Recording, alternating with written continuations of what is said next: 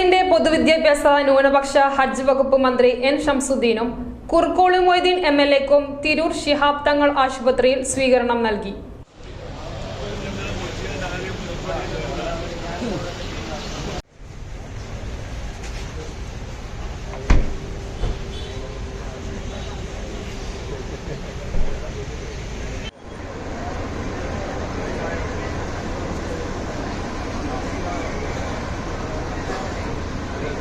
പറവണ്ണ സ്കൂളിൽ 5ാം ക്ലാസ്സിൽ പഠിക്കുമ്പോൾ MSFന്റെ ക്ലാസ് ലീഡറെയാണ് താൻ പ്രവർത്തനം ആരംഭിച്ചതെന്നും അന്നു മുതൽ ഇന്ന് വരെ പല ഭാരിച്ച ഉത്തരവാദിത്തങ്ങളും ഏറ്റെടുത്ത് താൻ ഇവിടെ വരെ എത്തിയതെന്നും മന്ത്രി എൻ ഷംസുദ്ദീൻ പറഞ്ഞു.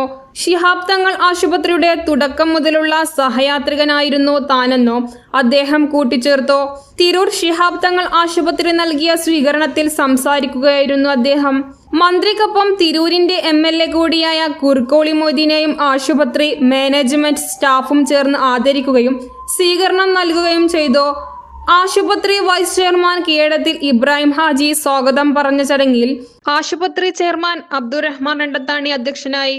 വെട്ടം ആലിക്കോയ മുസ്ലിം ലീഗ് ദേശീയ അസിസ്റ്റന്റ് സെക്രട്ടറിയും തിരുനാവായ പഞ്ചായത്ത് പ്രസിഡന്റും കൂടിയായ MP മുഹമ്മദ് കോയ, വനിതാ ദേശീയ ഉപാധ്യക്ഷ advocate KP Mariyumma, Abdullakutty Kabeer, Qatar KMCC നേതാവ് അഹമ്മദ് മൂസ, ആശുപത്രി secretary Musammil, manager KP Fazaluddin, PV Samad, Yasar Payyoli, KP Hussain, ജനപ്രതിനിധികൾ, ഡോക്ടർമാർ തുടങ്ങിയവർ പരിപാടിയിൽ സന്നിഹിതരായി.